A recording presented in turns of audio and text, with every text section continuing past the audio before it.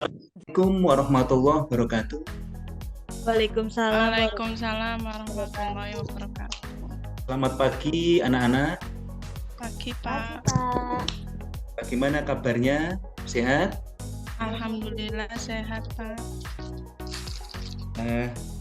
Sebelum kita mulai pembelajaran, kita berdoa dulu ya, biar kita diberikan kesehatan, kelancaran. Mas Subhan Maulana, monggo dipimpin doanya. Ada enggak ini? Kalau enggak ada ya Mbak Sri, monggo.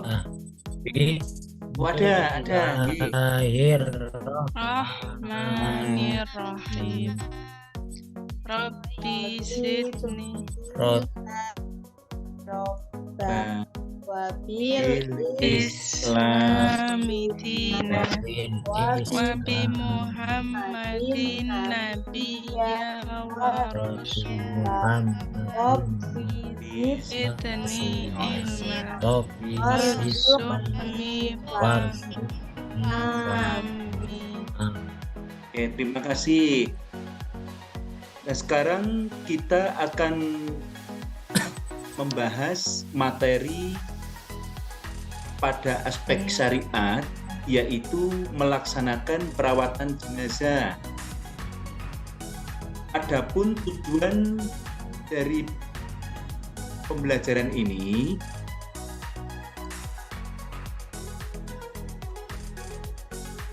yang pertama, menerapkan penyelenggaraan jenazah sesuai dengan ketentuan syariat Islam. Yang kedua, menunjukkan sikap tanggung jawab dan kerjasama dalam penyelenggaraan jenazah di masyarakat. Yang ketiga, menganalisis pelaksanaan penyelenggaraan jenazah. Yang keempat, menyajikan prosedur penyelenggaraan jenazah. Nah, kita sekarang akan membahas yang pertama, yaitu pengurusan jenazah. Apa itu pengurusan jenazah? Pengurusan jenazah adalah pengurusan jenazah seorang muslim atau muslimah yang meliputi 4 kegiatan. 1. Memandikan, 2. mengkafani, 3. menyalatkan, dan 4. menguburkan. Nanti kita buat kelompok menjadi 4 ya, yang mana ada tugas buat kalian, anak-anakku. Kelompok pertama yaitu memandikan, kelompok kedua mengkafani, kelompok ketiga menyalatkan, dan yang keempat menguburkan. Apa yang saya sampaikan bisa dipahami anak-anak? Bisa Pak. Oke. Ini Subhan Maulana, gimana?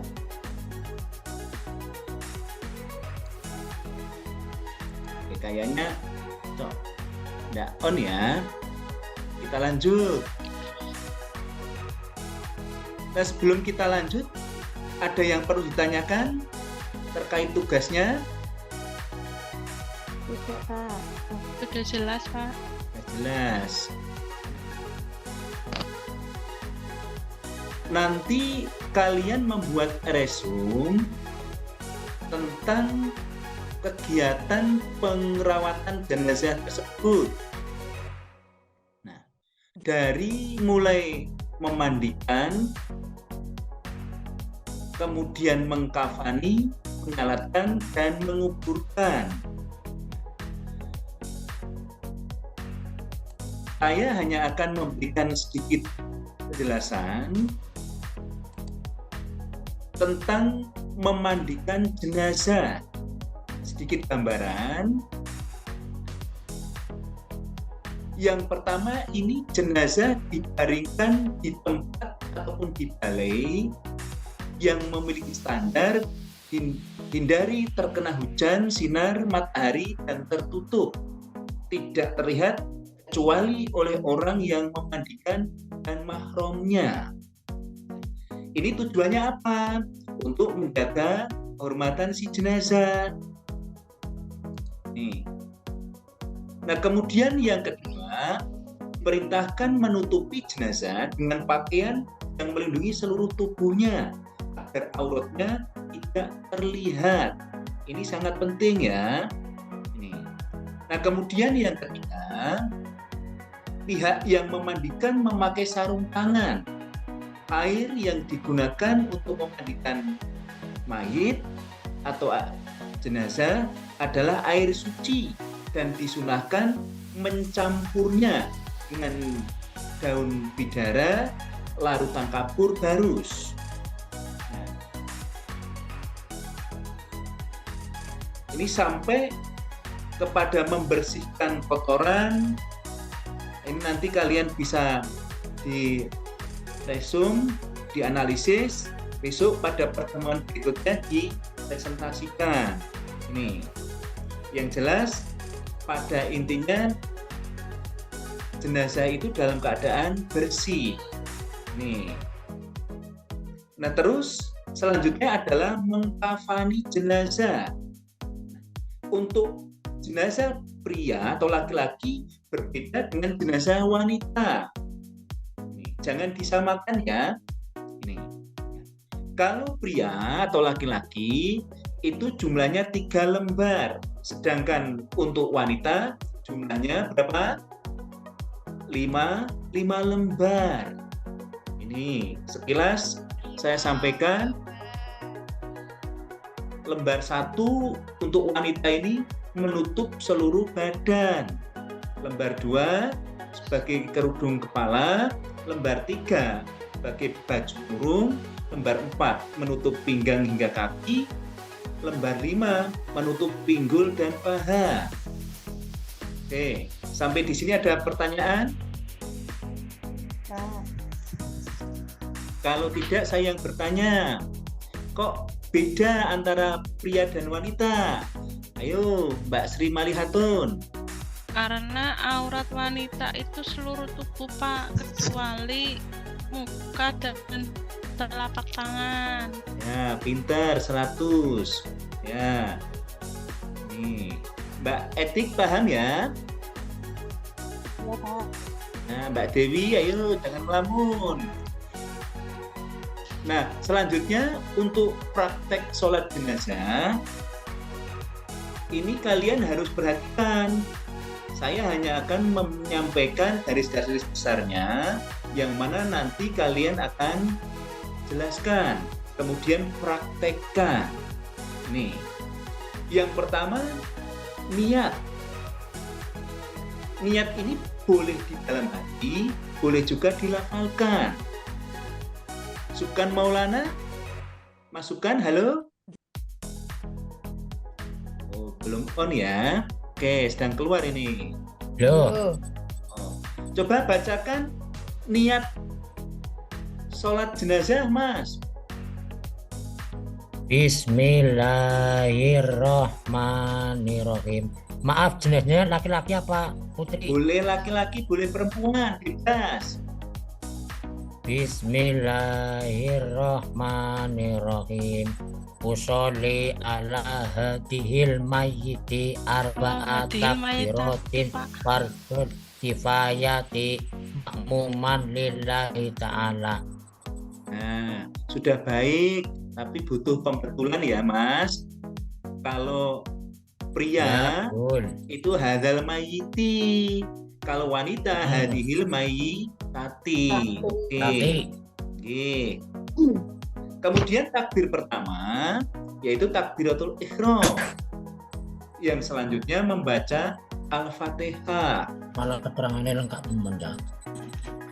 Takbir kedua, terpental ini,